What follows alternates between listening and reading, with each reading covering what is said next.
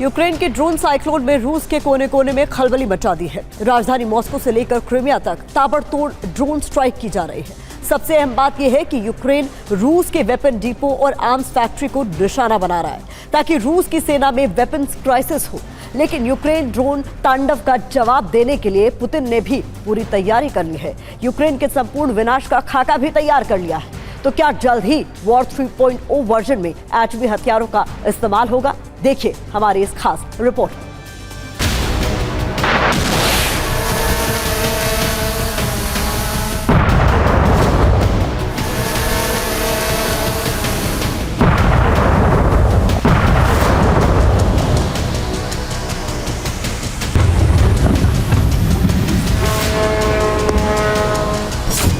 रूसी शहर स्कोव में यूक्रेन के बारूदी प्रहार की आग अभी बुझी भी नहीं थी। उससे पहले यूक्रेन ने एक बार फिर से ड्रोन स्ट्राइक से रूस के कोने कोने को दहला दिया।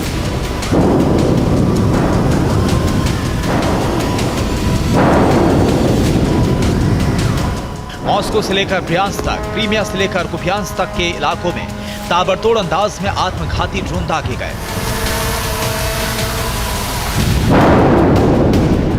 वॉर 3.0 प्लान के तहत यूक्रेन का विस्फोटक अंदाज पुतिन के होश उड़ा दे रहा है। वो इसलिए भी क्योंकि बीती रात रूस की राजधानी मॉस्को में फिर से विध्वंसक ड्रोन स्ट्राइक हुई। मॉस्को में हुए यूक्रेन के आसमानी प्रहार ने क्रेमलिन में सनसनी मचा दी। पुतिन के घर में घुसकर ज़ेलेंस्की ब्रिगेड ने अटैक किया, वो भी बेहद विध्वंसक अंदाज में।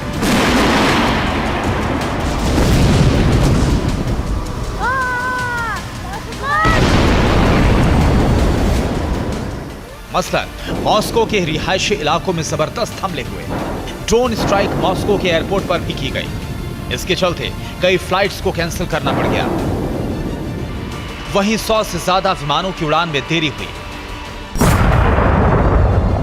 हालांकि मॉस्को के वॉर्स्क्रेनेस्की डिस्ट्रिक्ट में रूसी डिफेंस ने यूक्रेन के कई ड्रोन्स को मार गिराया।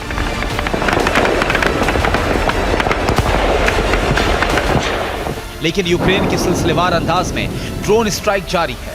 मॉस्को के अलावा यूक्रेन के एयरक्राफ्ट ड्रोन का कहर ब्रियांस्क, कुपियांस्क और क्रीमिया में भी नजर आया। आखिर कैसे, वो भी जान लीजिए। ब्रियांस्क में माइक्रोचिप बनाने वाली फैक्ट्री पर ड्रोन हमले हुए।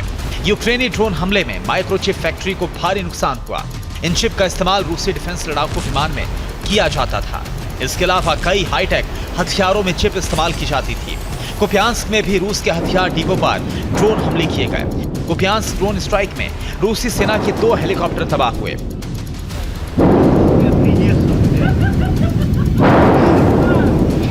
यूक्रेन के आक्रामक अंदाज ने क्रेमलिन में खलबली बढ़ा दी है।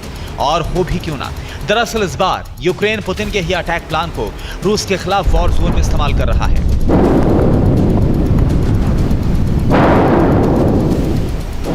यानी रूस के हथियार डिपो को निशाना बनाना, वेपन्स फैक्ट्रियों को तबाह करके हथियारों के प्रोडक्शन को ठप करना, ताकि रूसी सेना में वेपन्स क्राइसिस हो और इसका फायदा यूक्रेन को मिले।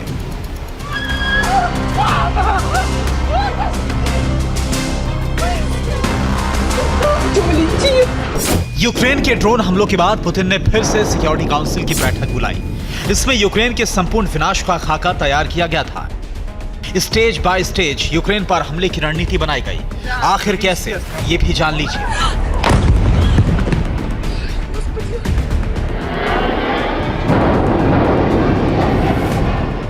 क्लस्टर बमों से यूक्रेनी ठिकानों पर हमला करेंगे। ग्लाइडर और फैफ 1500 बम से अटैक होगा।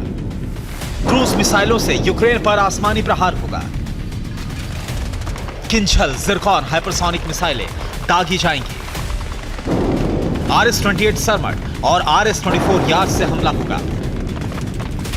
टैक्टिकल न्यूक्लियर वेपन से हमला किया जाएगा। परमाणु बम वर्षकों के जरिए यूक्रेन पर एटमी प्रहार होगा।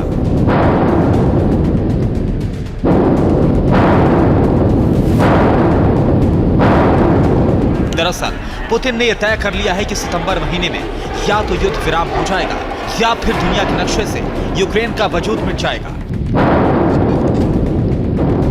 क्योंकि पुतिन के 7th स्टेज अटैक प्लान के एक्टिव होने के साथ ही एक बात तो शीशे की तरह साफ है, यूक्रेनी सेना अकेले दम पर रूस को नहीं रोक सकती।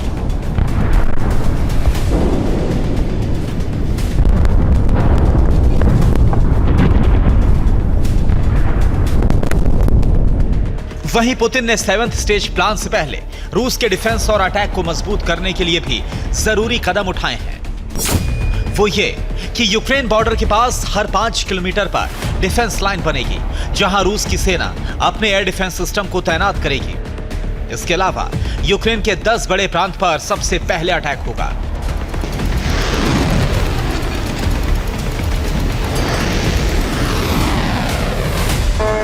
मतलब यह है कि अगले कुछ दिन रूस यूक्रेन जंग में काफी अहम है। या तो इस दौरान यूक्रेन ड्रोन स्ट्राइक के जरिए जंग का पासा पलट देगा, या फिर पुतिन अगले चंद दिनों में यूक्रेन के खिलाफ 7th अटैक प्लान को एक्टिव कर अपने परमाणु हथियारों से विनाशक तबाही मचा देंगे और सितंबर महीना खत्म होने से पहले ही यूक्रेन पर कब्जा कर लेंगे, या फिर यूक्रेन को दुनिया के नक्शे से ही मिटा देंगे।